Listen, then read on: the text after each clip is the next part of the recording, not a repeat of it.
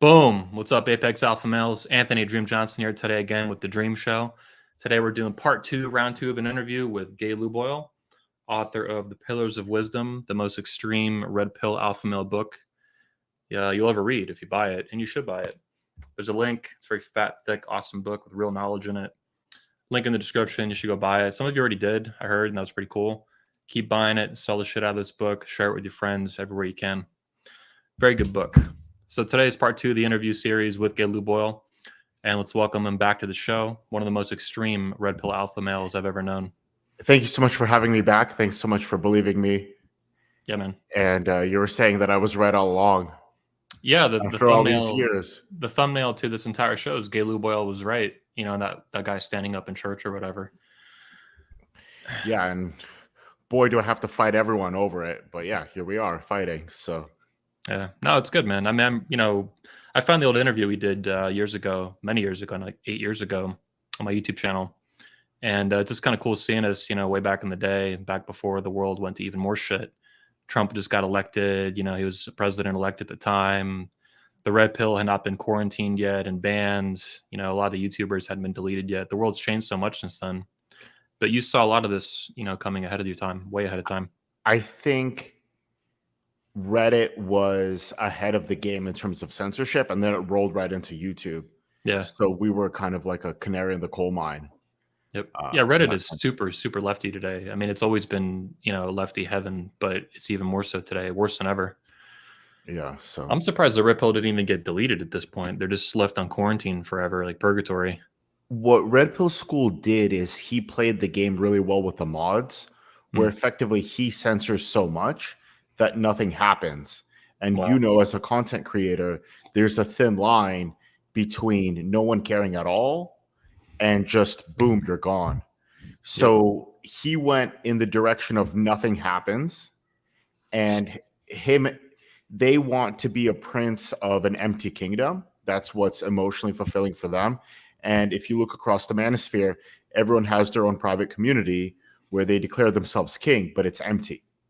Yeah. And so he was ahead of his time even for that. I guess. Yeah, I even seen some of your posts that are in the book actually were deleted. Like I think Women Want to Be Owned is one that I saw was deleted, probably by Red Pill School or whatever.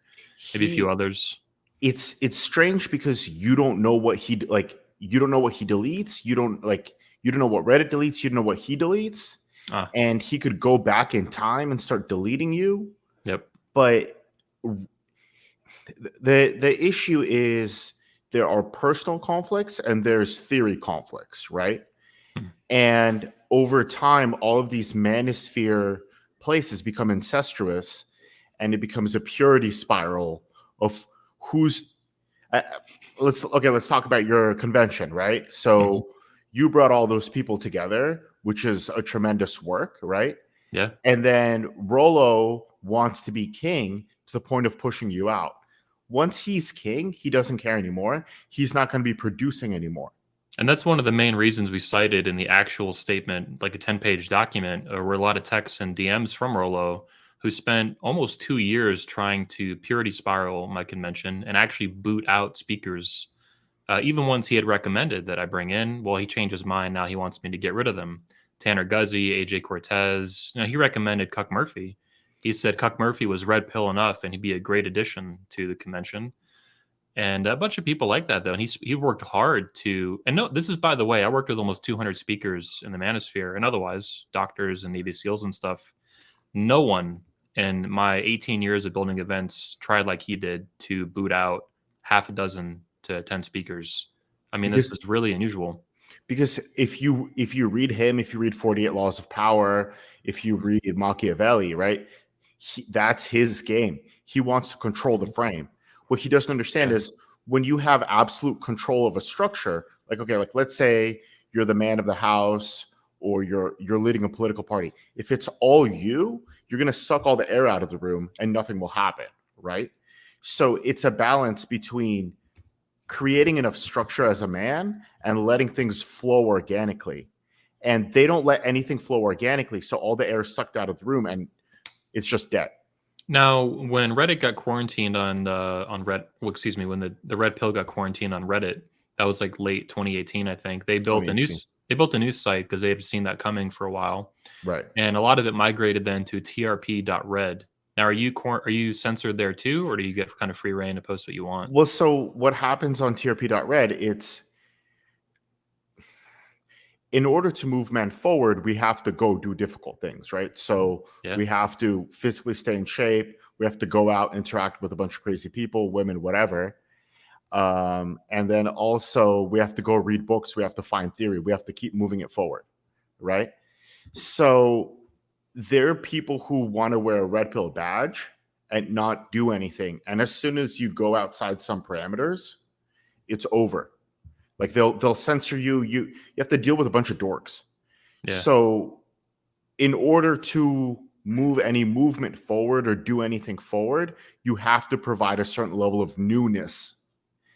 And Now, by this, what do you mean by newness? Like discussing economics, BLM stuff, racial issues as it everything. applies, all that stuff? Just you need to fuel the fire of interest with new. So you could go new in terms of new genres, or you could go current events. Realistically, you want to do both. But there's people who they say, "Oh, I held frame in front of my wife. I held frame in front of my wife," aka he ignored his wife, right? And so through that they suck out all new discussion, new people ever come, and there's no new collaborations that happen, right? So if you look at your convention, you brought in a whole bunch of people. Okay, some of them are crazy like Cuck Murphy, some of them are civilians to the manosphere, right? But regardless, it's a big mix, and out of that mix comes something, right? Yeah, Like, one of our old speakers, the medical doctor, actually of 30 years, he said that at the convention, ideas have sex, and you basically have pollination of different ideas. People who agree on stuff but think of new ways to advocate for it, or just completely disagree. But it's that butting of heads and butting up of ideas that sparks like fires in a way in people's heads. right. So if people are butting heads, Rolo can't be king, and he can't extract the maximum amount of money out of his subscribers, because Yep.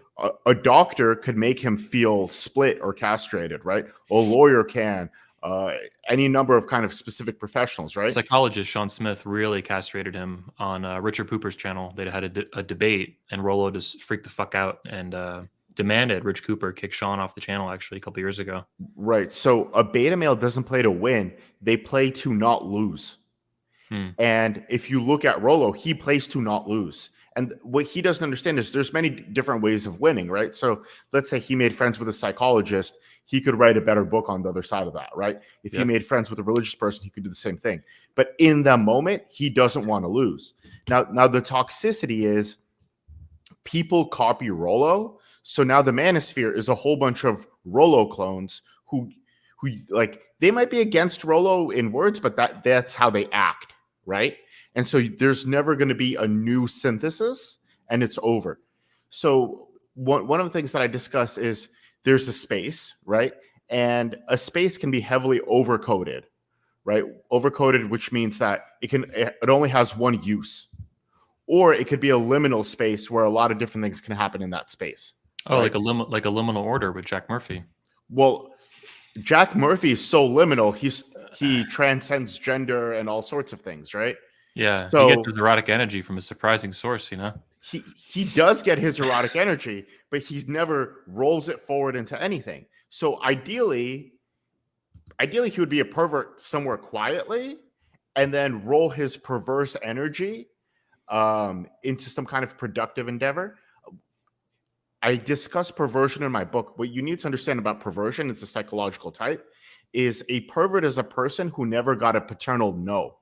Their father never went up to them and said, "No, stop, gross, stop." And so a pervert has to keep going more until someone yells in his fucking face. And when you do yell in his face, he gets what he wants. So when Jack Murphy was surrounded and yelled at, that was like peak enjoyment, or Lacanian term, jouissance for him. So perverts will always push you to the brink of yelling at them. You mean when he got exposed, so he enjoyed that in like a masochistic sense, is what you're saying? Yeah, that's a good point. I never thought about that, but that's a good point with him. That's Probably that's really Freud, did. yeah. So that's why if you look at gay pride parades, they don't want acceptance. What they want is for people to start yelling at them and saying, oh my God, right? Because that's their sexuality. So that's why they put a dildo on their head, basically. Yeah. They will do anything until they get that paternal no. And Hmm. that's straight up from Freud over here. And then they go home and jerk off to it. Right. Yeah. At that no. Yeah. Exactly. Yeah. Wow. So they don't necessarily jerk off from the sexual act. They jerk off from your aversion to the sexual act. So Gotcha. they need you to see them. And so when you're dealing with a pervert, there's certain verbal things you got to kind of like throw the pervert onto someone else, because he's like a time bomb, right? So he's gonna do it to someone. So just have him do it to someone else. That's my strategy. Okay. But well, look, in today's show, I wanted to talk to you a lot about tradcons and bio boomers and the trad Perfect. cucks, within the context of the manosphere and beyond it. But the first question I really wanted to ask you that I honestly forgot last time, it's a very simple question, and it's, what color is your Bugatti? oh shit. I mean, if I have a Bugatti here, I'm gonna Doesn't have. matter. You ain't got no Bugatti? I thought you were an alpha male, bro. What the fuck? The local alpha males will put chrome to my dome and take that Bugatti. That's how it works here. I'm trying not to be flashy. And to that point, when you're flashy, you don't last that long in any space. You gotta make alliances, which I'm really surprised Tate never made. With all his money, he should have started buying off Romanian officials, NATO, Dubai. I think he used to do a lot of that, but as he got bigger, I don't know exactly. At some point, they just fucking flipped on him. They flipped the fuck out. Like he rose too high, Icarus kind of thing, and it's, soared too close to the sun or something. You got to buy a roof, and you got to get some kind of. I'm surprised he hasn't run to a non-extradition Muslim country. Like, I thought that's the reason he pretends to be a Muslim, but he's not Muslim. He's his own god. He should have done that, or to like Russia, Belarus. He should have played that game, because they're gonna keep fucking with him.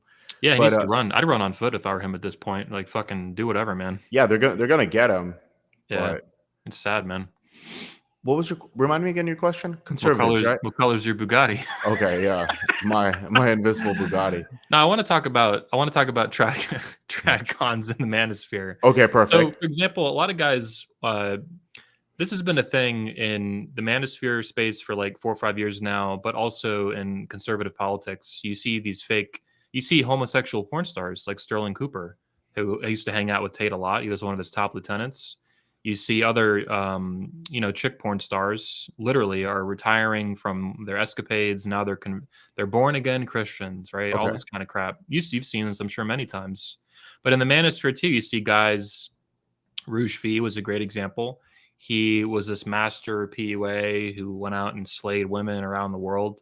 And then he had this big, come to Jesus moment. He became an Orthodox Christian and this and that.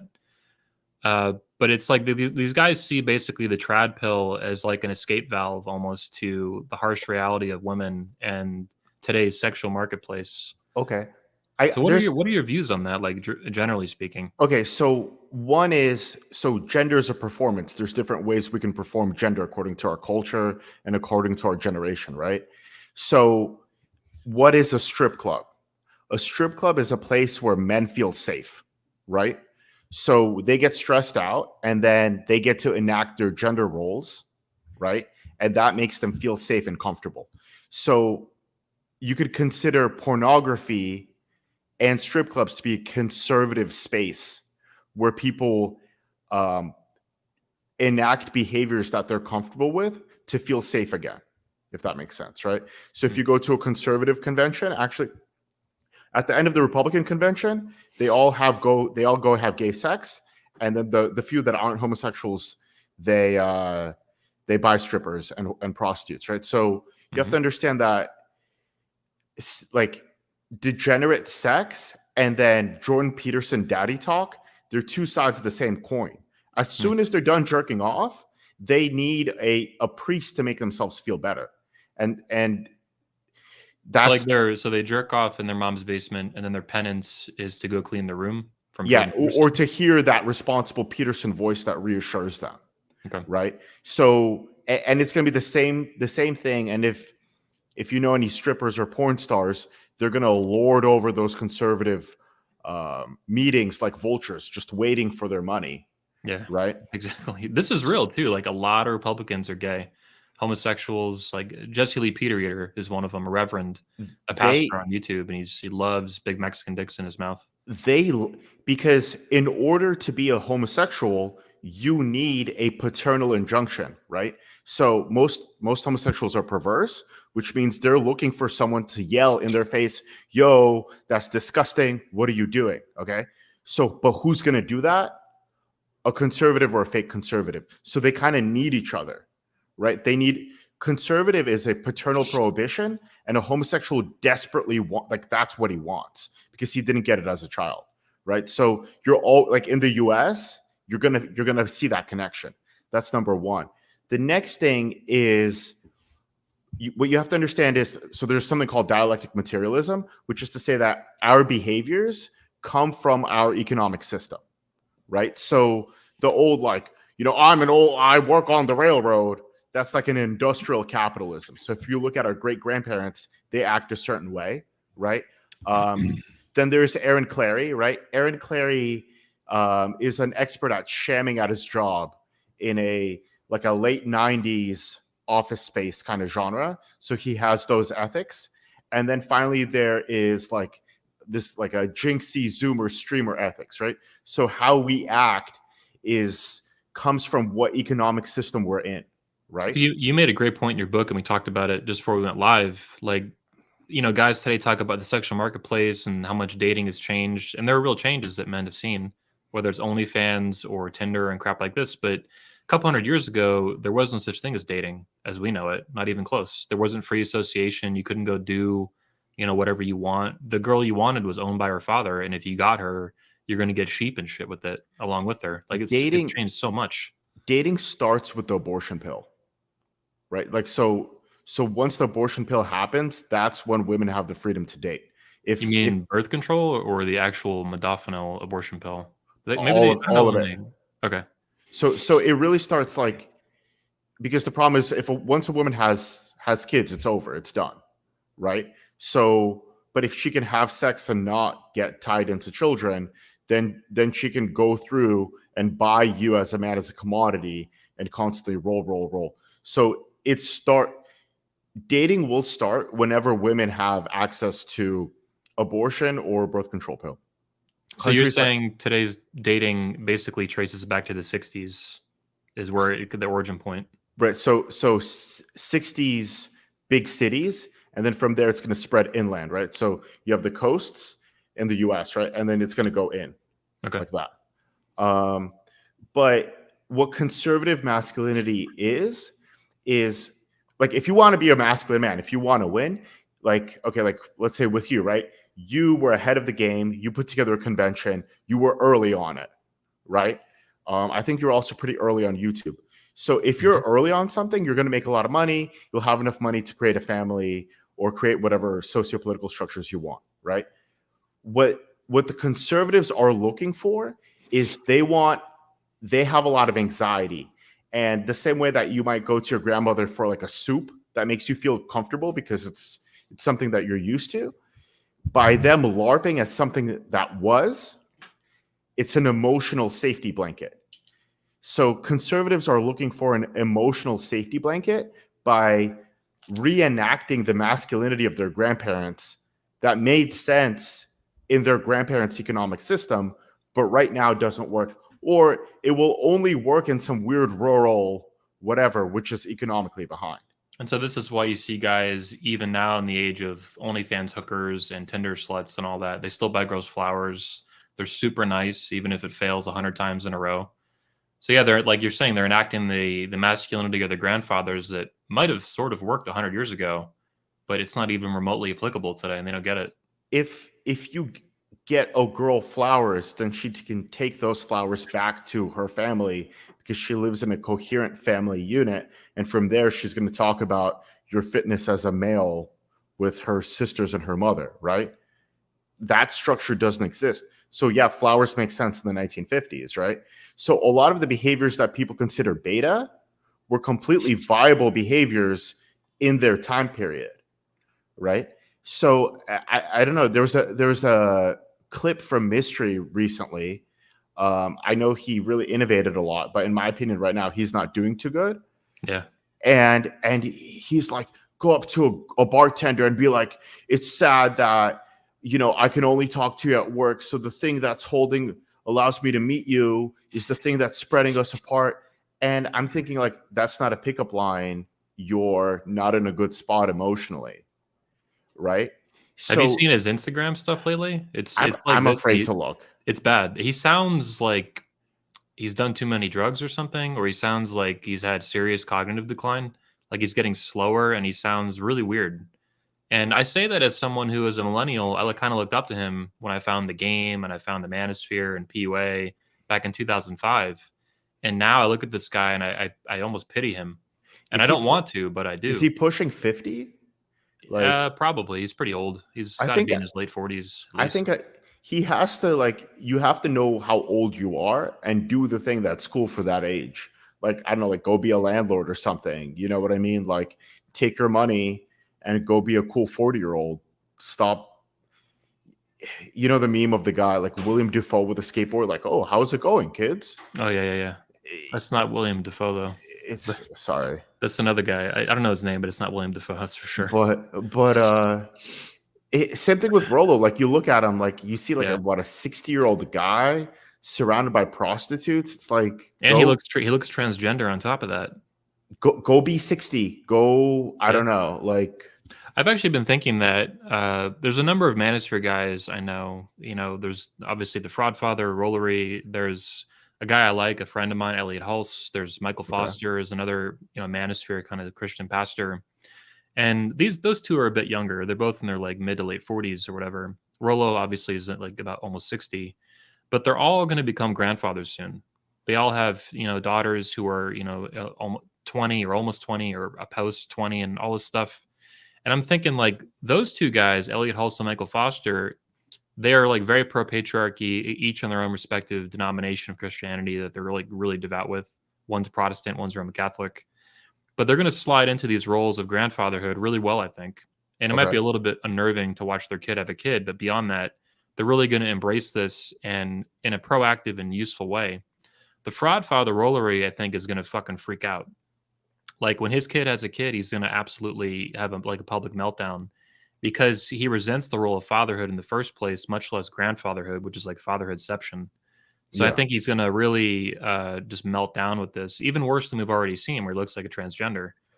In order to be successful in a role, you have to start preparing before it's time, right? So in a sport, you have to train before, or like, you built up to your convention, or we built up to this podcast, right? Yeah.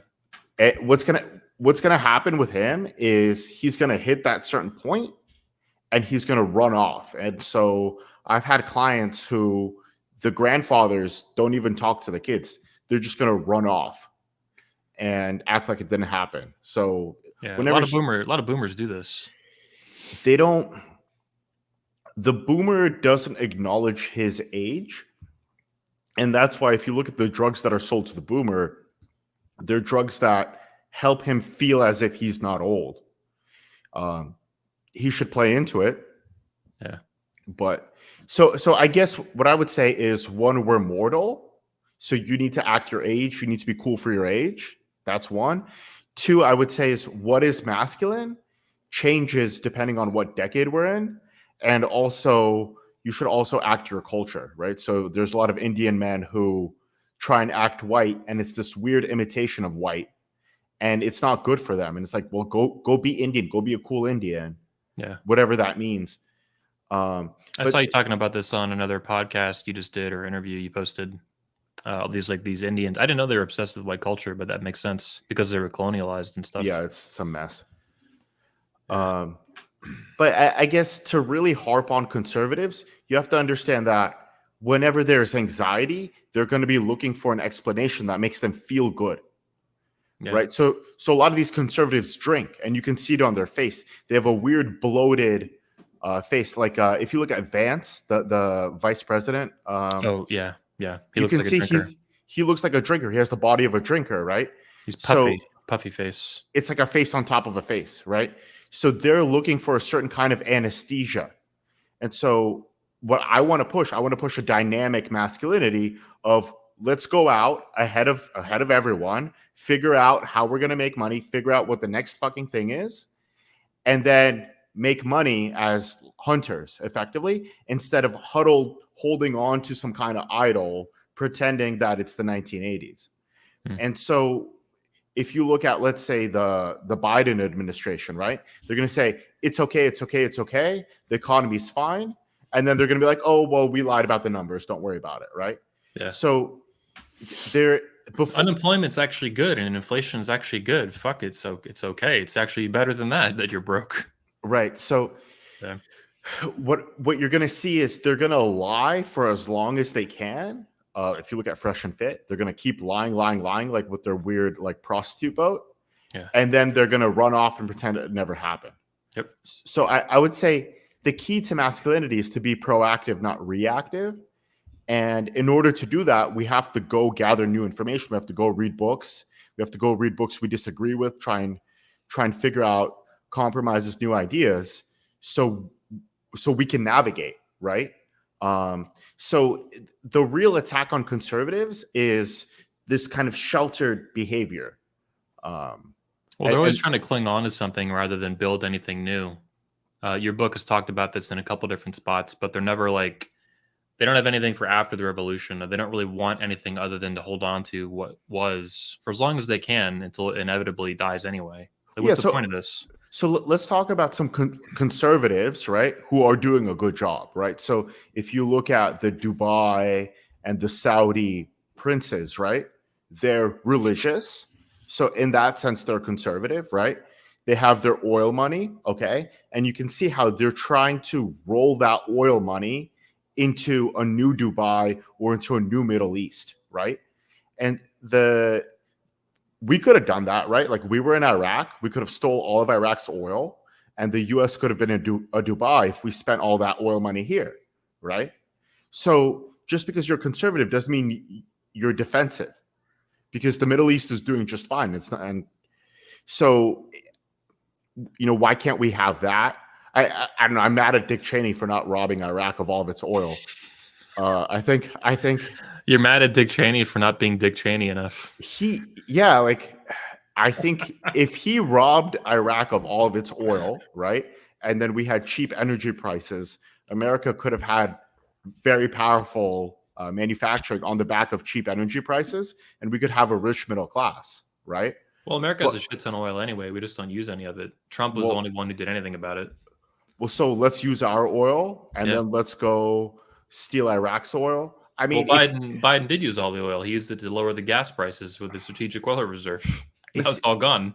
It just feels like the U.S. invades a country. They kind of linger around like an alcoholic father or a Rolo, which is the same thing, and then they kind of scamper off. But what I would say is, like, if you're there, then do it, right? And kind of like if you go back to the red pill, like everyone kind of shows up to feel important. They never actually do their job. They never like, yo, here's some fucked up shit. Hey, like, let's go piss off the Reddit admins. Hey, let's go piss off our own constituents by writing a how to measure your dick article, right? So if you're in a role, you got to go do the role.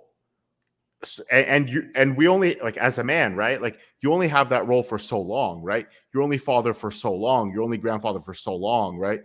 You're only manosphere speaker for so long. So knowing that it's a limited performance, you got to sprint, right? Like, it's like when we go to the gym, right? Push yourself really, really hard for an hour and then go do whatever. But if you look at gym betas, right? They show up and they kind of linger around there like,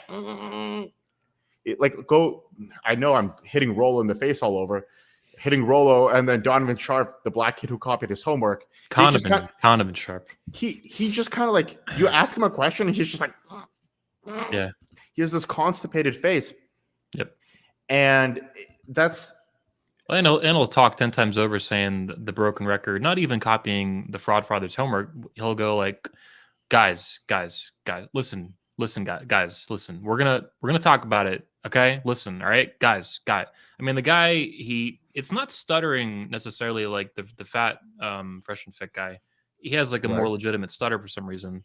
But Conovan is like gets hung up on a word in his head, and he just says it 1,000 times in a row, and then like 10 minutes later he moves on to like something else, or he spazzes out and starts constipating his face on camera. But the point is that these people exist because of their audience, and Mhm. they exist to make their audience feel good. Yeah, this is what To- I wrote about this in my newsletter recently, like Right. a month or two ago, that all these beta males are like women essentially, and all they care about is their feelings, and whoever can tickle those feelings and poke those Exactly. feelings, and it's pathetic. It's not manly, it's not masculine, it's not alpha, it's not anything useful for being a man. It's gay. It's the most effeminate way to live is just to follow your emotions around like a fucking chick all day. So what I'm saying is like, okay, like let's say I figure out a new tax structure for you, right? Where like I'm like, hey Anthony, right now your tax structured like this, okay? But if you went to the Cayman Islands and you did this, I could save you 20%, right? So the best way for me to help you as a man and for you to help me as a man is to create anxiety, right? If I would call you, I'd be like, yo, what the fuck are you doing? You're paying an extra 20% that you don't need to fucking pay. Fly over right now, go meet this sketch ass lawyer. Let's restructure, dump this money, and then we'll move it through whatever banks, right? And then in that moment for the next, let's say 6 weeks, you'd be flying around filing paperwork. It'd be an absolute fuck show, right? It's called growing into pain, right? So, or like in bodybuilding, right? You lift, no pain, no gain, right? No pain, no gain in terms of musculature, no pain, no gain in terms of finance, right? And you're someone who grew very quickly financially. So as soon as you're hearing this kind of reassuring voice and not an anxiety voice of like, oh, fuck, like I'm completely wrong and everything's been wrong, that's how you know you're going in the wrong direction. Yeah, but 90% of beta males I find, and you've found similar, I'm sure, in the manosphere, they knee-jerk react to anything abrasive like this, and they tend to run away. They're like happy slaves that don't want to leave the plantation. They're happy sheep to keep being a sheep and go in circles and circles and circles around. And it's almost grown like a cancer, I'd say, over the past like 10 years or so in the manosphere, maybe 15. You have to give the betas what they need, which is kind of authoritarian, and not what they want. You can cater to them and you can actually make more money, right? Yeah. I think I know I did. I'm pretty sure you did. I spoke about the pandemic early on, and I was like, yo, like, fuck, this shit's fuck, get the fuck out of the country, like move, right? And they're like, the pandemic has nothing to do with dating. And I'm like, so spikes protein that builds up in your genitals has nothing to do with dating? Like, what are you talking about, right? But in that period of lockdowns, elections, there were a lot of big moves that people could make, right? Financially, all sorts of stuff, right? Yeah. And they just kind of they froze. And that's when a lot of podcasts came out for the explicit purpose of making beta males feel better. Yeah. So, I mean, look at the Fraud Father, for example. He was trying to kill off my convention by siphoning out speakers and creating a Red Man Summit. That didn't work, so he made a Rule Zero Summit that was supposed to happen in 2020. They sold tickets to it in a very strange way, where each speaker sold 20 tickets, or they had 20 tickets to sell. Then, of course, and there's video of this. I have it downloaded, and it's still on his channel, The Fraud Father. In late July, like July 30th, 31, and 2020, The Fraud Father cancels this Rule Zero Summit that's supposed to happen in Las Vegas. It's supposed to happen in October or September or something like that. And they keep all the money. He said, there's no refunds, but we're going to take care of you. We're going to take care of you.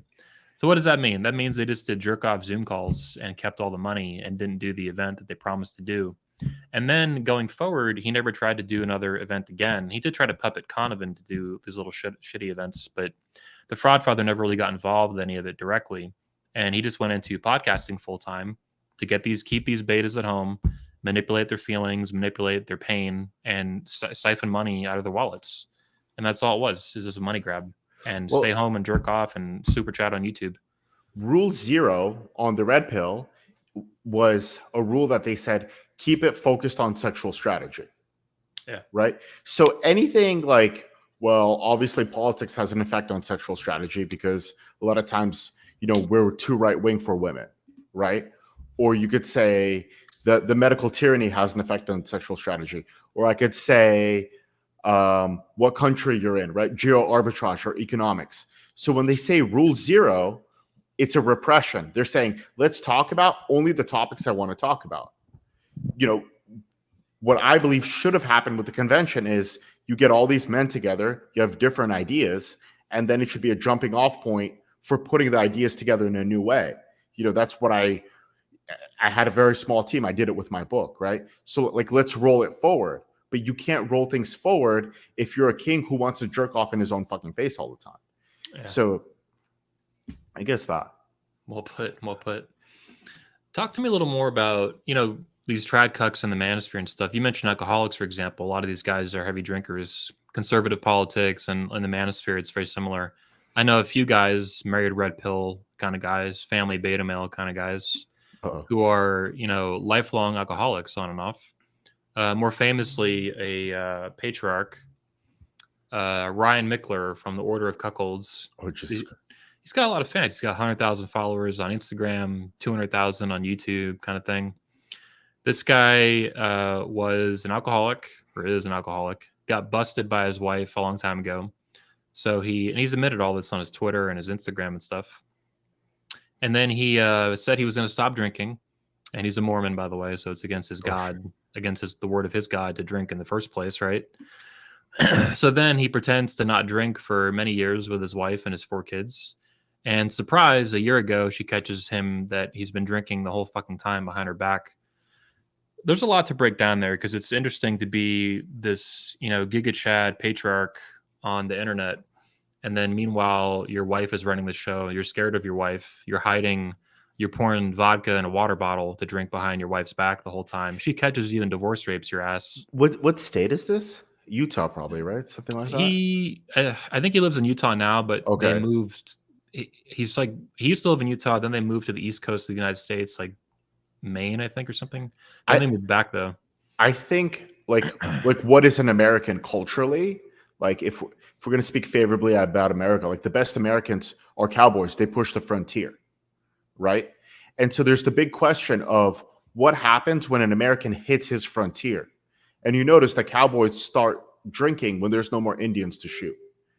So he's a combat vet too. So he's a combat vet, right? Yeah. So when he's in combat, he's pushing a frontier. You know, we can agree whether that's right or wrong frontier, right? But the big thing is there's tremendous potential in these conservative men, but they don't do anything. So if he started a ranch in Latin America, if he kept pushing the frontier in some way, he wouldn't have the opportunity to drink, right? So I would say first there's a symbolic death where you don't push the frontier anymore. Then, because you know you're castrated, you're not pushing forward, there's an anxiety, right? Then they're going to self-medicate that anxiety so they could feel like a man again. Yeah. So I would say that whenever, like, if you look at a very powerful animal like a lion or a tiger, right? And they don't have their room to push, they're going to start pacing that cage. And then beyond that, if it's a person, you know, a lot of people in jail start doing drugs, right? To medicate. So if you really are a high power male, you need a frontier. And if you don't have a frontier to push, you're going to die or you're going to drink yourself to death. You know, my book also talks a lot about drugs. So I guess if you have that drive, if you repress that drive, it's over. And almost like you're gonna like you said, the tiger pacing a cage, almost like you're gonna cannibalize yourself with the anxiety. And maybe that's why they're medicating it with the alcohol and stuff. You'll feel it. And so, like, I was a personal trainer, and I think you know a lot about this. You can really feel it in people. Like, if you go up to a person, you're like, "Hey, dude, I think your tricep is tight," right? You can see that this guy's really tense, right? So you can feel it. Like, one, you can try and read someone. That's really hard, but you can feel it in their body. So these conservatives have to push the frontier. What I'm worried about the American man is they're not pushing the frontier and they're going to suffocate. If you look at Europe, right, it's over. Europe is over. Europe's been over. Western Europe is done. You know, where the Western European masculinity podcast, it's over. They don't push the frontier. They say, I have a small apartment. This is good enough to barely afford a family. I don't need anything more. And I'm like, dude, like, I could put money in your bank account. What are you talking about? No, no, no, I'm fine. So Well, now they're America's inviting all the Africans and the Muslims in. I mean, they're going to be speaking, Farsi pretty soon at this if rate. the Europeans have such a reservation about having kids, and I had this conversation probably 2 days ago. I was like, look, like, don't wait for the perfect moment, just go for it, because the global south isn't. The global south is just pushing, right? But Western Europe is done. It's completely cooked. And you're gonna see like a Muslim Europe, and I don't know, maybe you're gonna see like a Tunisia there or something. You think we'll see another European civil war? Like, I know French generals put out a huge letter not too long ago, maybe a year or two ago, that France might end up in a civil war. Obviously, Europeans love killing each other every 50 But years or like, something. to have a civil war, you need men in their 20s Hmm. fighting. And so the white population is just so old that they're not aggressive anymore. You're just going to see new races, right? So the same way that British people are Anglo-Saxon, Hmm. you're gonna see the emergence of completely uh, new races and cultures. Like what is an American, right? It's a mix of a whole bunch of different Europeans. So you're gonna see this new blend. It's done. I'm saying this because I speak to Europeans. There's no drive. If you look at Eastern Europe, maybe more, but once again, like, you're going to see different races emerge because the native white populations, they're just not having enough kids. And not only are they not having enough kids, they don't want to have kids. And when you bring up the conversation, it's just not something that they strive for, right? So Yeah, it's really hard to light a fire in a man's soul. If he doesn't want it, you can bring the horse to water, but you can't make it drink. Yeah, these men are, you're right. I mean, there's a lot of these men are really, really cucked by the millions. And I had an old neighbor. You'd find this interesting to some degree. I had an old neighbor not too long ago, and he was Colombian, but his wife was this white girl, just some fat, chubby, millennial white chick. And I was like, "Why don't you guys have kids, man?" And he's like, "Oh, well, we might adopt, da da da da." I'm like, "What the fuck?" I mean, that was really weird to me. There's two young people in their 30s in America, and even though he's from Colombia, he's lived in the U.S. for a while. And he's like, "Yeah, we want to adopt because we don't want to feed into overpopulation."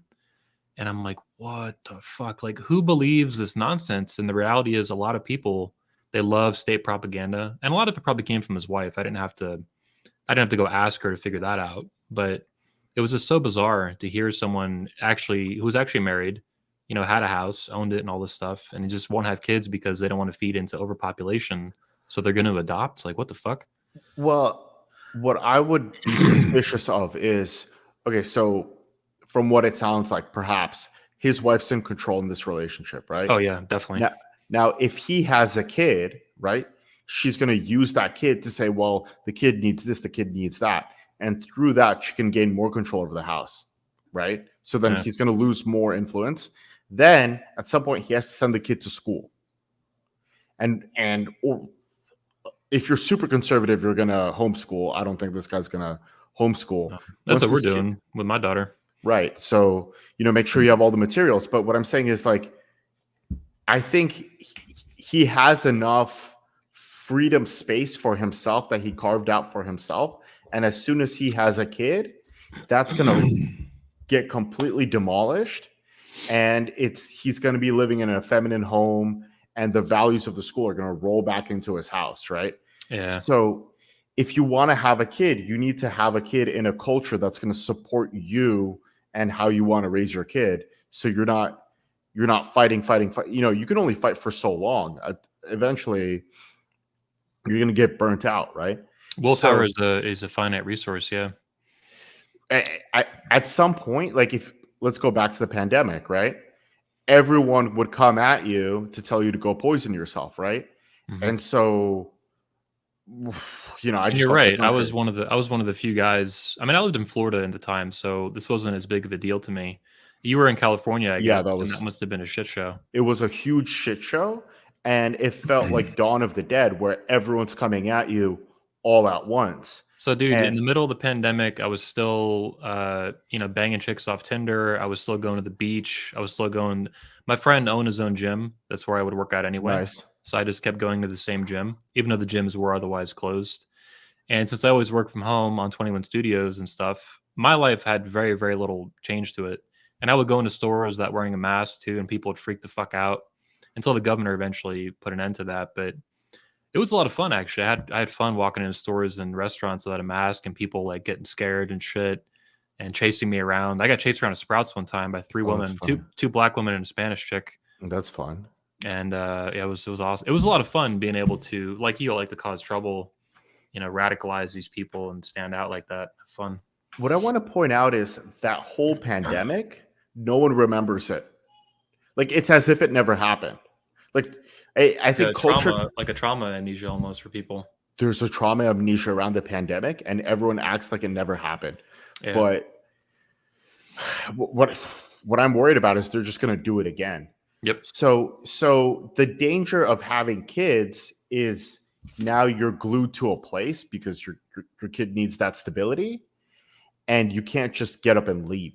So I think a precursor to having a kid is being in a place you're comfortable with, being in a community you're comfortable with, because the child labor, the work you need to raise your kid is so high. You need the help of the community, right? Now, have you bred any big booty Latina bitches yet, or how's that going? Man. Oh, on my front. Okay, so to be completely honest, so here there's a caste system, right? And so there's women who are like indigenous, biracial, and white. And so like for me, like but they're all considered Mexican. You're saying they're all considered Mexican, but there's a like Europe, right? Parts of Europe, there's a huge class war going on. So if you're with a woman who is Mexican, she's with you as a status symbol. So you're like a purse, right? So I went through that. I'm kind of bored of it. For me, I've been with a lot of expat women, not a lot, but some.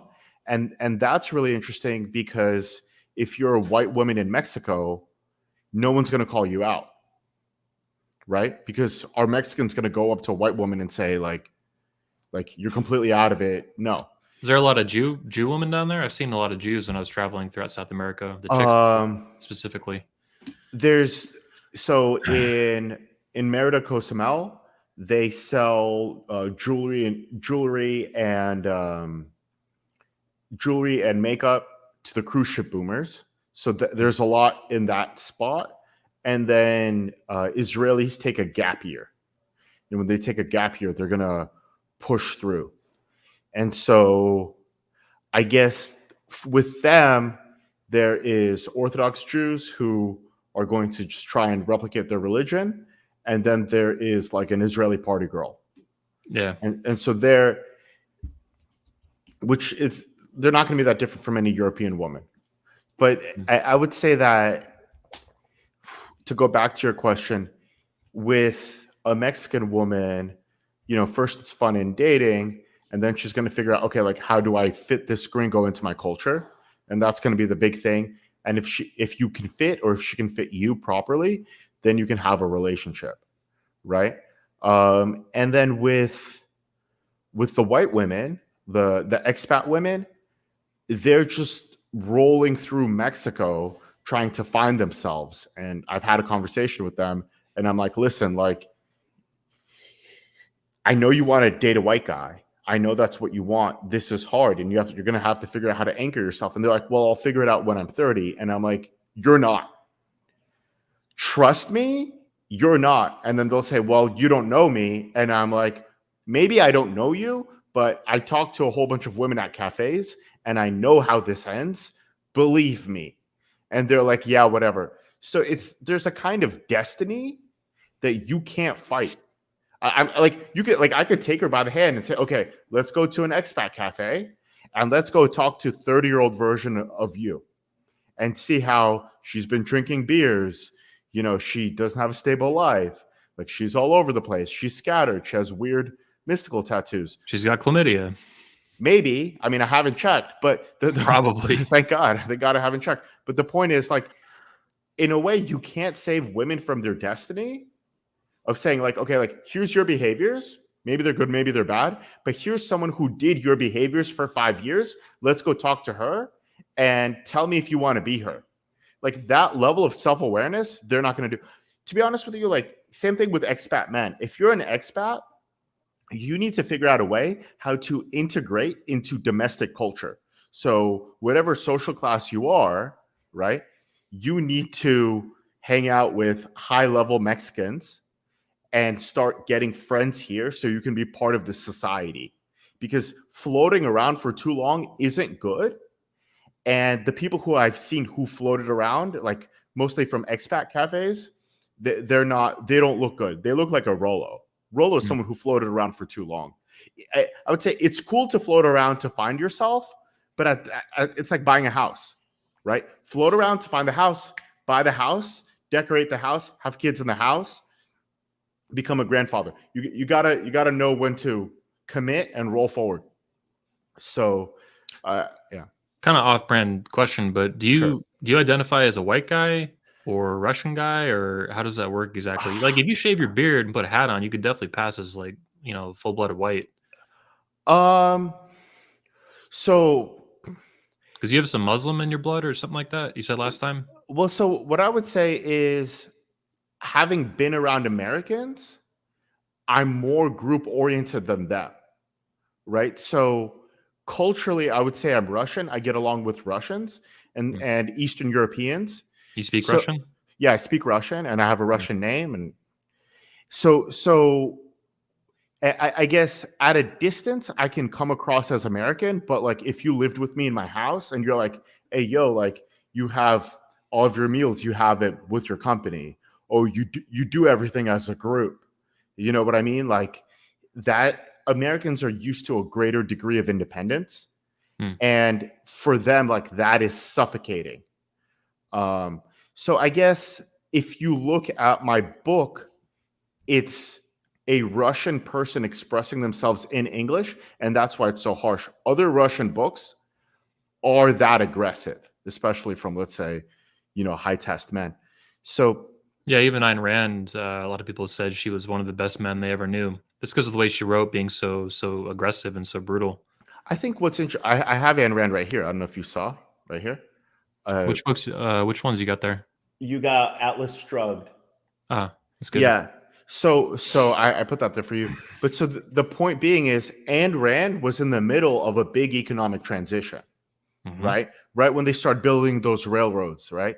So what I would say is Well, kind of she like watched the bloody revolution in Russia, man. Like, she was 10 years old. She saw this shit going down. okay, so why did the revolution happen in Russia? It's because the industrial logic of the railroad came to Russia, and the logic of industrial production came to Russia, and the Bolsheviks were able to use that technology to get rid of the czar. So what I'm saying is, there's the fourth industrial revolution, and conservatives, instead of sitting on their ass, need to figure out, how is this automation going to work? What is there in this fourth industrial revolution that they can use to roll forward as a class? So that's for me, that's the real red pill. Like, what are these new technologies and how can you be first use on them? I know we kind of pivoted. Yeah. And there's an expat component, there's a gender component, I think there's a paternal component. Where Oh, yeah, something we talked about alcoholics. I forgot to add this in. I think you'll perfect. appreciate this. The alcoholics. I talked about the Ryan Mickler guy. I found out reading his bio the other day. I'm preparing a newsletter, Okay. exposing this guy as you might imagine. So apparently, not only is he this secret alcoholic who got busted by his wife just fucking divorced him and all this crap. His mother married his father, who was an alcoholic, drank like a fish until she finally divorced him too. So what I realized is there might be some sort of gay Luboil Oedipus complex thing you might talk about, where he became the man his mother loved to fuck, who was his alcoholic father. Do you have any They thoughts on that? they there's I think, like, when you talk to Mormons, they want to be a stoic alpha, right? They have a very rigid definition of what masculinity is. And Mm. as the economy changes, you're going to have to be a different type of man. I had a client, his father was a VCR salesperson. I guess he never sold DVDs and he just threw himself in front of a train, right? So if you don't adapt with the economy, you're going to die, right? So in the time of Ayn Rand, all the European nobility didn't adapt to the new railroad. And so they're done. So what I would say is, like I with some people it's alcohol, with some people it's fentanyl, Yeah. and so there's the life that they want, and then there's the life that they have, and they make up the difference with drugs. And from running your convention, it's always going to take much, much, much, much more than what you think you need, right? So I worked my ass off publishing this book. Now I have to go on every single podcast, right? So I have to do much, much more. So don't fill that gap with drugs. And the problem is when you talk to conservative Mormon men, they say, no, no, no, don't worry, I got it. Because they're not going to admit weakness. Well, if he admitted weakness, I could just tell him, well, like, here's what you need to do and you'll be fine. But they live a lie. Yeah, they live the lie of, I'm a Mormon who's not supposed to drink, but I do drink. But my wife doesn't know, but I lie to her. So don't live the lie. You know what I mean? Like, go, if he stayed busy, he wouldn't. Mormons have. Is there an Oedipus complex, though, potentially here as well? Like, Oedipus is he doesn't want to be castrated. So once we start talking about castration, in Lacan, there's a gay man. I'm not accusing him of being a homosexual, but in Lacan, there's a homosexual man who drinks alcohol so he doesn't have to have sex with his wife, right? So you can see alcohol, like alcohol is used as a fantasy formation to prevent feeling like you're inadequate. And what I'm going to advocate is if you're inadequate, say, I'm inadequate, right? Like, so for me, I think I wrote an amazing book. You love it, right? But what you're better at than me is you have a much better social media presence and you have much better outreach, right? So in that genre, you're so much better than me. Okay, so that's my inadequacy. I'm admitting it to you. And together we're going to roll forward into a new synthesis, right? Yeah. So instead of covering over your inadequacy, admit it to someone. They'll either help you or they won't. If they won't, go find another person and then roll it forward. So whenever you see someone being a little bit too confident, they're covering something up. If they're holding frame a little bit too much, they're covering something up. So the other thing is their church, like it's like a Masonic situation. So who knows what kind of programming is in them? And, I've never been to the inside of that church. But you can feel that Mormons come from a similar mold. There's a lot of good Mormons. I think they make up a very good part of the American federal workforce. They do a lot of good, right? But it feels like they have very rigid understandings of gender. And unlike their church, who knows how to play the stock market, I think you know that, right? Yeah, they have a lot of money. So if he talked to his elders, and they could tell him, they could put him on some game, right? So I guess that, like, what's funny is he was part of what's called the Manosphere Mormon Mafia. Oh my God! And I'm serious, it's a real thing. It was 3 guys who were Mormons and still are, and heavily involved with Manosphere stuff. Ryan Mickler was one of them. Another was what's that guy's name? What was it? Order of Manliness. Yeah, Art of Manliness. Okay, it's a huge, like, very beta male, but very large masculinity kind of website, really old school. Brett McKay is, I don't fucking know what his name was. Anyway, these are guys who are all Mormons and are heavily involved in, like, kind of LARPy beta male masculinity. But that's like the secret little mafia. Well, if they're Mormon, they could have figured out deals with Mexico, with Latin America, right? They could have followed their church roots through Latin America, which is a developing economy, and I'm sure they could have figured out some kind of business, because there's a lot of businesses which are underdeveloped there, right? So if you're a Mormon, there's a path forward. You could roll that forward, right? But so I guess if there's a problem, there's internalizing the problem where you cover it up with, like, I'm a man, it's okay. And there's externalizing the problem, which is to say, I have a problem. What resources can I pull into myself? What can I do? How can I move? So I think Mormons to deal with the problem, you mean? To deal with that problem, yeah, or to create a new synthesis to feed resources into you and your family, right?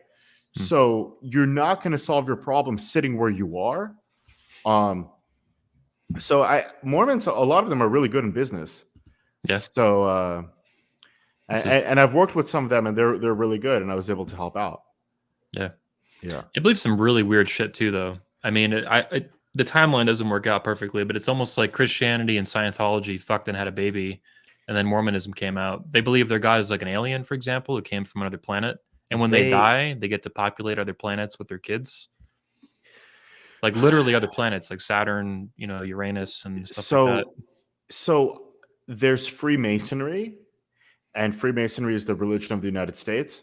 And so I think my belief is that Joseph Smith was some kind of Freemason, and then out in Utah, he decided to create his own religion using the Christian Bible, the Protestant Christian Bible, and Freemasonry, and he has some kind of blend.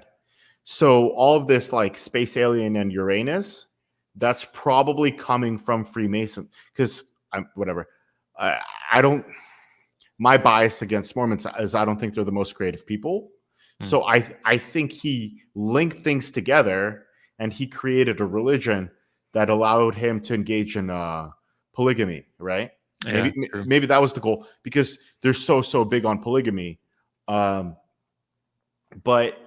I would say even if their religion is wacky, they do create very good, organized people, very productive people. Yeah. So even if I disagree with them religiously, I don't want to push them too hard, because I would argue kind of the ends justify the means, even with Uranus space aliens. Yeah. Yeah. The Oedipus complex thing, though, comes to mind too, not just with that Mickler guy. I mean, becoming the alcoholic that his mother happened to fuck. Like, I think he had a stepfather after that too, if I read his biography right. And that guy was also an alcoholic. Well, so the Oedipus complex is. But hang on, my own father was an alcoholic drug addict, and I have two sisters who both married alcoholics or otherwise drug addicts. One of them's dead now, a fentanyl zombie. Now he's dead. And it's like, what are the odds that this is a coincidence? And the answer is fucking zero. Like, this is some sort of, replicating the behavior of that they're familiar with. I mean, it could be. What I would tell you is, if you look at the former Soviet Union, all of those countries, like the Warsaw Pact, when those men couldn't see forward, they all drank themselves to death. So my father's generation, like, if there's a lot of Eastern Europeans in Europe, they don't know their father because they all drank themselves to death. So when you see the drug addiction, when you see the alcohol, that means that the economy is declining and they're killing themselves out of the workforce because they don't see a future. So that's what you see in America then too. Everybody blames the fentanyl on China, but you're saying it's more economic? So the economic destitution brings them to drugs. If you had tons of money coming in, you wouldn't do fentanyl, because you're like, well, how do I make more money? How do I structure? Right?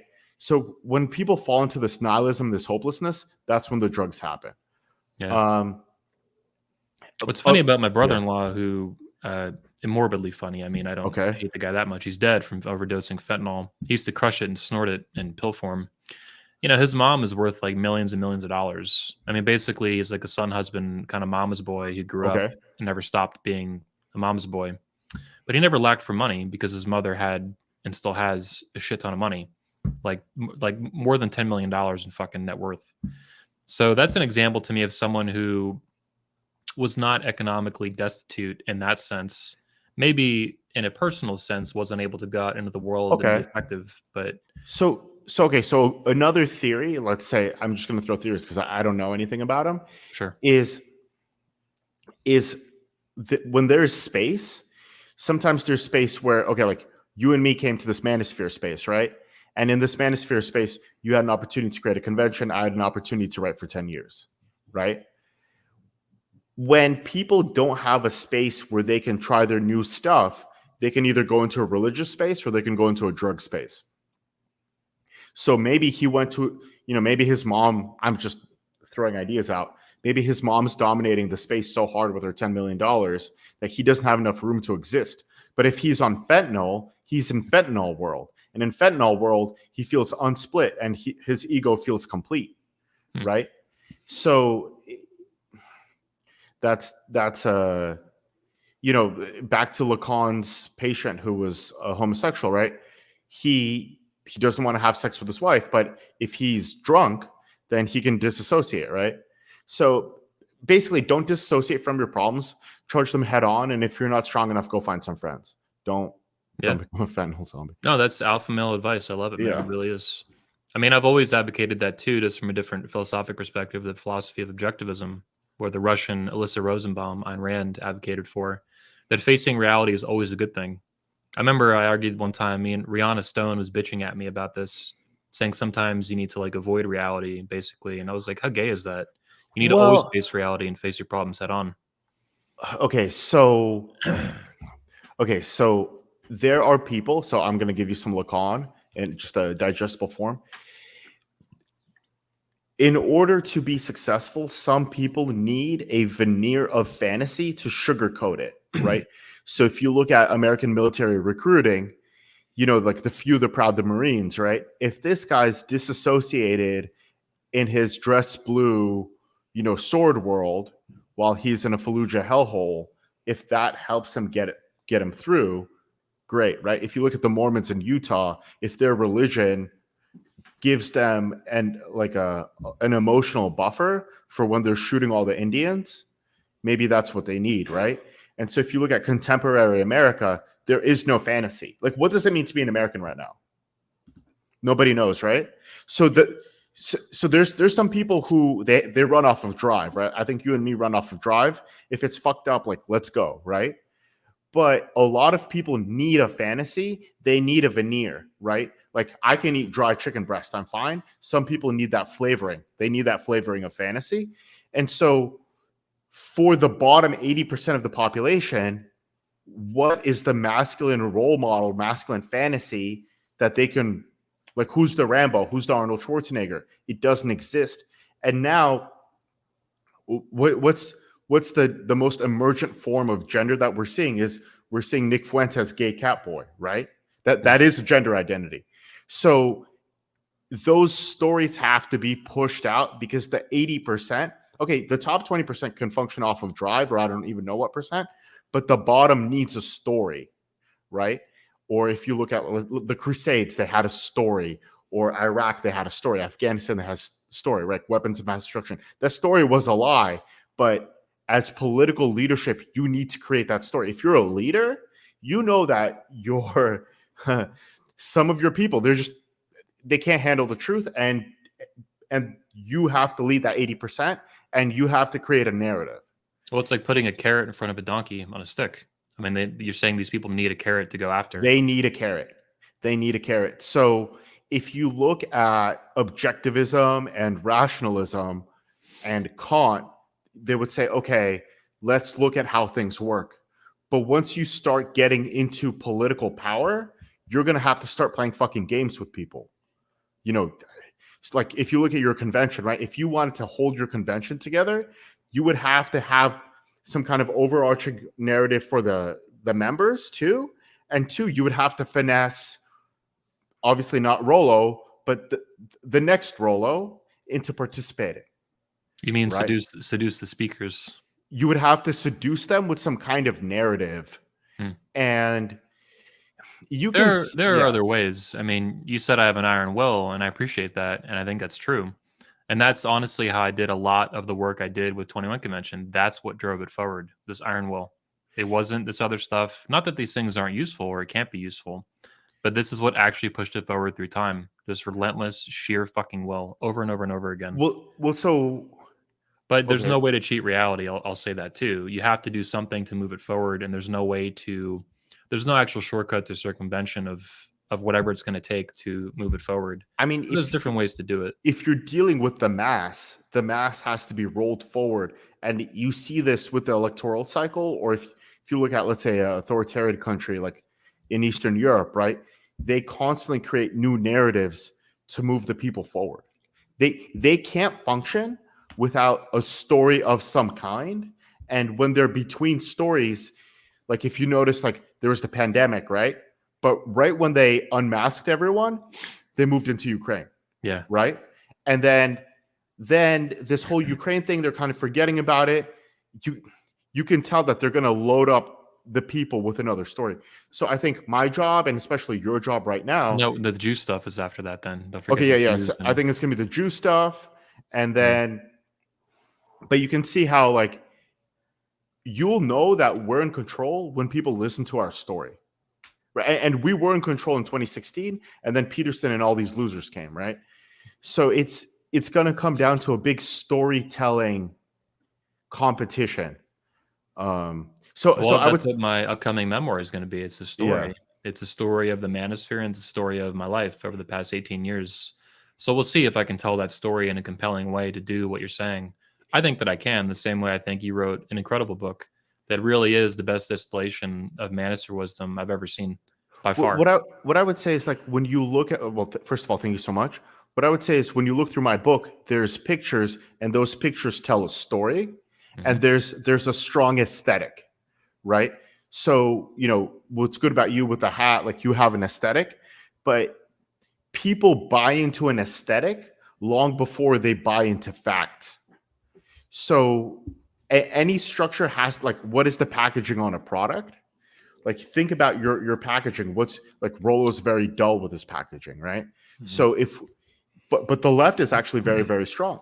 So how can we out angle, this center Kamala left with better aesthetics? If people come to us for our aesthetics, then they'll hold on to us for our truths. Yeah, we got to build back better. What can build be back better. Unburdened by what has been. Yeah, she has this laugh. Oh my God. Yeah. I don't. The Democrats, like, they have a lot of money. They should have some talented people. I don't understand why they can't create a half compelling propaganda. Or like a new Obama. Yeah, Kamala's terrible. I mean, there's some Obamas there. Like, I don't know why they can't package their lies. Like, I know they're lying and I know it's bad, but, like, where is the gift wrap? Like, give me some good packaging. Yeah. And they're not. No, they wrap it in. The wrapping is literal communism. Like, we're going to take your patents, and we're going to take your property, and we're going to have price controls on the groceries. Like stupid shit. I think what's weird is that no one wants price controls. You know what I'm saying? Like, no one is, like, I don't see the left wanting price controls. I don't see anyone voting for price controls. So it just feels like they're just going to be running everything straight into the ground for the sake of running everything into the ground, Like, they're not. Ayn Rand had something she called the philosophy of the zero. And she basically said that all these different left-wing ideologies, and even some of the stuff on the so-called right, they worship the zero. And the ultimate zero, the ultimate equality, they're all egalitarians. They want equality to the infinity and beyond. The ultimate equality is death.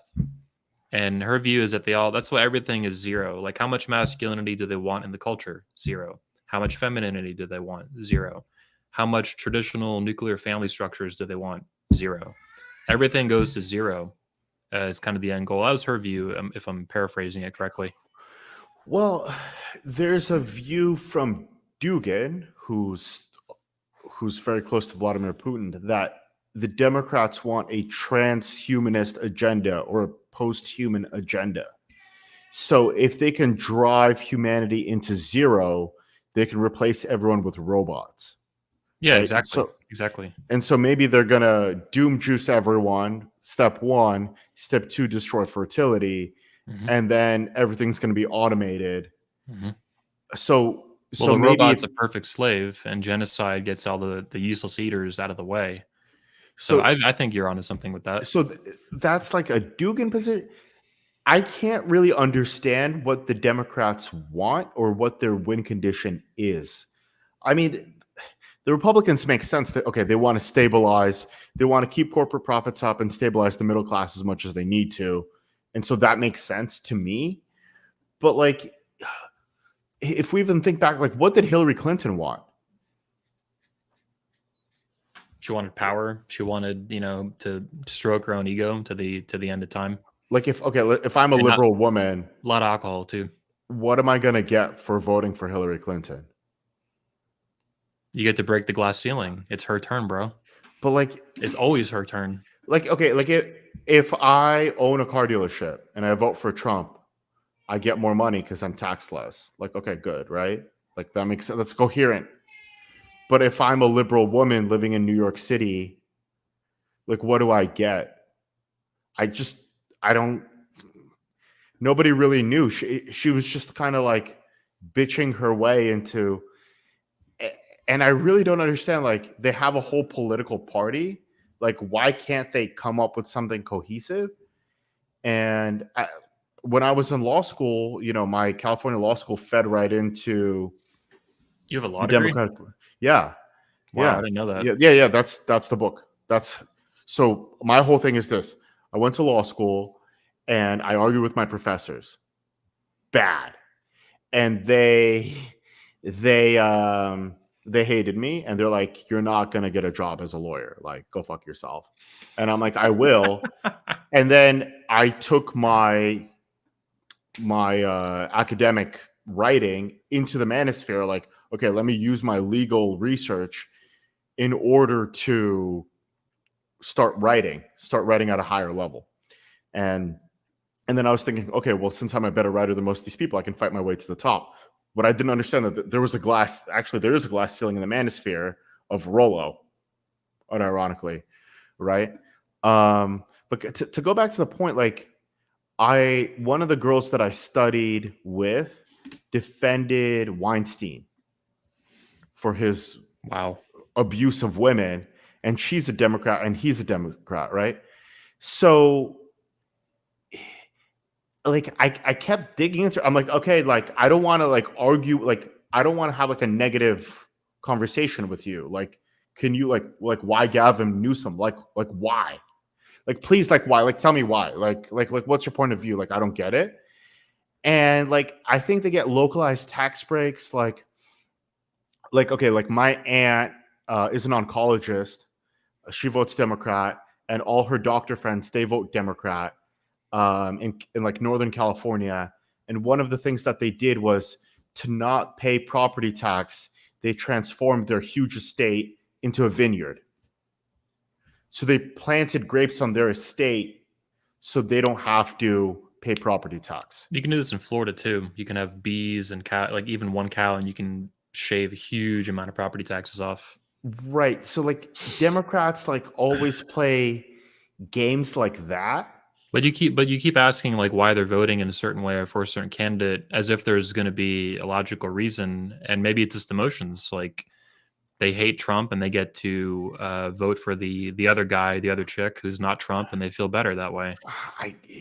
It's part of their ego identity, I guess. And why do blacks keep voting for Democrats? The Democrats fucked them for 50 years and they keep voting Democrat. When there was this polling place, it was called like 538.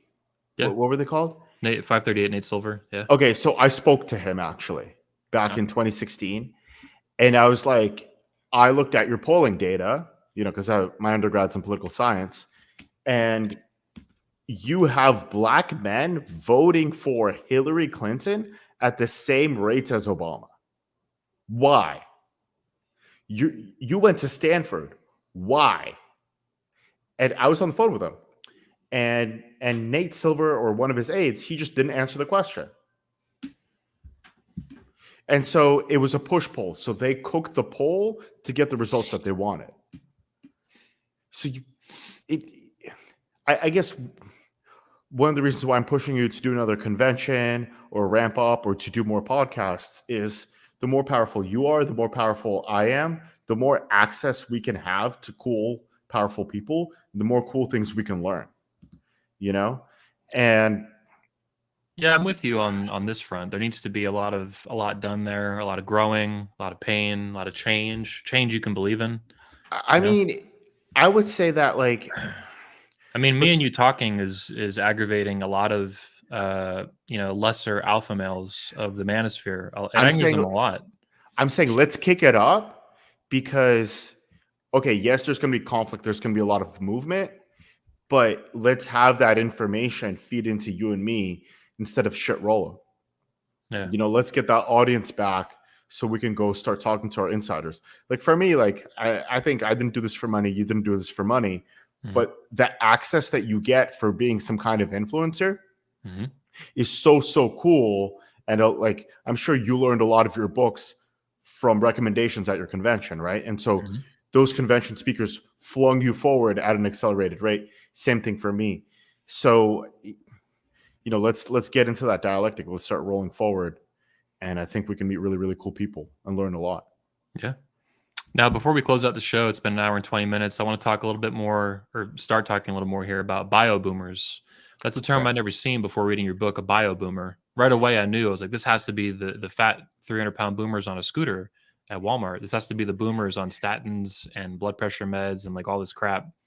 But what is that was just my assumption. What is a bio boomer in your book? So we could say that a person is conditioned by their economic environment and their social environment, right? But in the United States, people are so heavily medicated, right? So Lipitor fucks with your cholesterol and fucks up your hormones, right? So one of my ex's dads was on Lipitor and he like rambled around like a zombie. And then, alcohol, it comes from like Monsanto grain and it's very estrogenic, right? So you have to understand that I think you know who Foucault is a far left theorist, but I don't know who that is. He's like a postmodern French philosopher. Okay. And so there's stuff you're going to agree with, stuff you're not going to agree with regards to Foucault, but there's a biopolitic. And the idea is there's a politic at the level of, okay, let's argue to the best of our ability, rationally or in terms of rhetoric.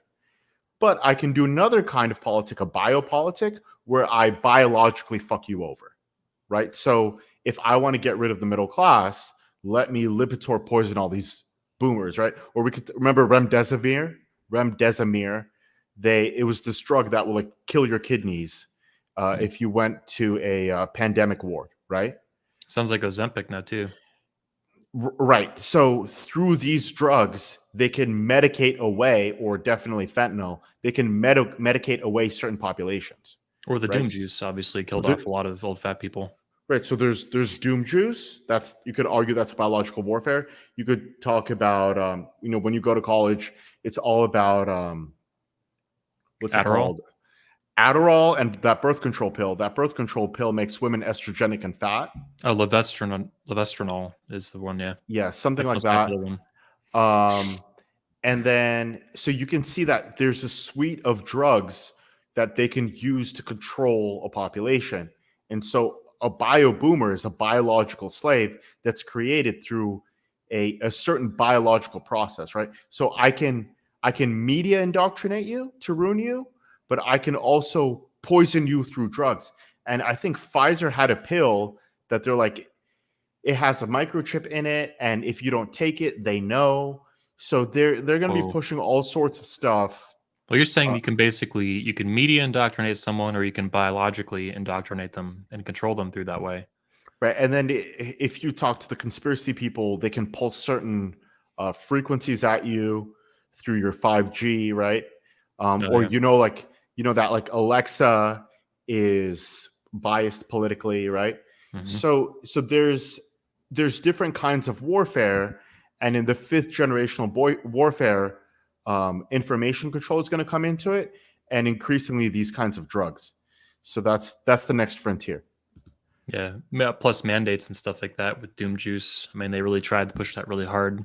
Obviously, they don't mandate like cholesterol meds, but this stuff is aggressively pushed on people. Ozempic and the similar ones are the newest, the latest trend of shit that will destroy your kidneys and your organs and stuff. If you look at Canada, they have a very liberal euthanasia policy where they'll just euthanasia, like Futurama euthanasia booth, right? Yeah.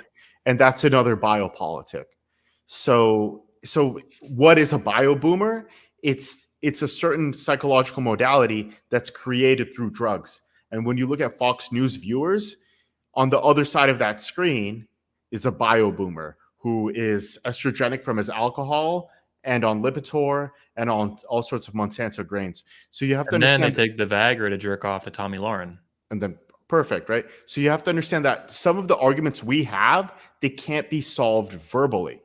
They're actually going to be solved nutritionally, right? So if I convince you to start eating more meat, or go buy meat from your farmer for some meat discounts, or go cook with ghee butter, me saying go cook with ghee butter is actually a political statement because it's going to make you less estrogenic.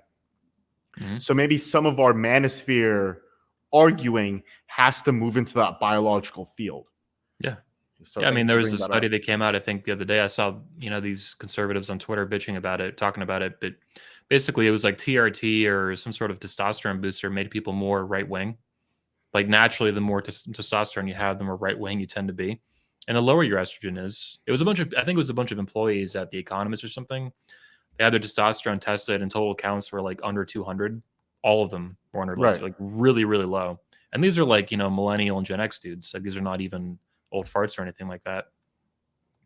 But the bio boomer too, is that also someone who is just completely dependent on technology to live? Like a lot of people died of the coof, not just the doom juice, but the actual pathogen. But as I see it, a lot of these people's lives were artificially propped up anyway by technology. With even just a literal scooter, like this person's 350 pounds, they can't walk, they can't get food without the scooter. Okay, and the scooters are propping up their whole fucking life. Well, okay, feminism is propped up by what?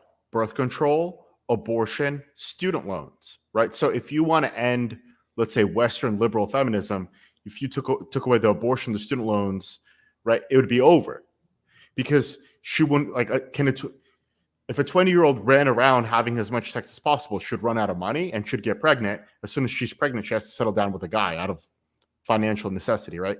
So you have to understand that a lot of these modalities that you're fighting with, they have an underlying economic cause, which is created by how banks give out loans, and they have a biological cause, right? So this whole transgender thing, right? That only started when they started giving out drugs in a certain way. So a lot of the problems that you can argue with these people all you want, but to stop it, you have to go to these, more foundational levels. One of the reasons why people are afraid to leave the US is because if I'm a strong, independent woman, right, I can't have that same support that my lifestyle is dependent on, right? If I'm an obese American, how am I going to be an obese American in Mexico if all the staircases are narrow and spirally and there's no Americans with Disabilities Act, right? There's no scooters. You need a scooter. There's no scooters. Yeah. And instead of like a chill ramp, it's just a spirally staircase made by the Spaniards in the 1700s. So a lot of the behaviors that you and I find repulsive actually are mediated architecturally, economically, and in terms of drugs. Yeah. I really like this discussion. I never thought about it this way, but biological indoctrination is a really good way to articulate or encompass all these different issues. Pills. We can also talk about architecture, right? So how are spaces constructed to create certain kinds of behaviors? So when you have a left-wing mayor, he's going to create spaces for fentanyl, gender exploration time, right? Yeah. So Orlando, where I used to live until recently, it was notorious where there's a huge homeless, problem. It's mostly men, but some women too. Sure. And this used to not be the case. Even 10, 12 years ago, there was no homeless people. The mayor, though, what the hell is his name? Forget his name. He's been the mayor for 20 fucking years. But all of a sudden, 10, 12 years ago, he started importing and incentivizing homeless people to come to downtown Orlando. And now it's just the homeless zombie apocalypse of fentanyl, druggies and stuff.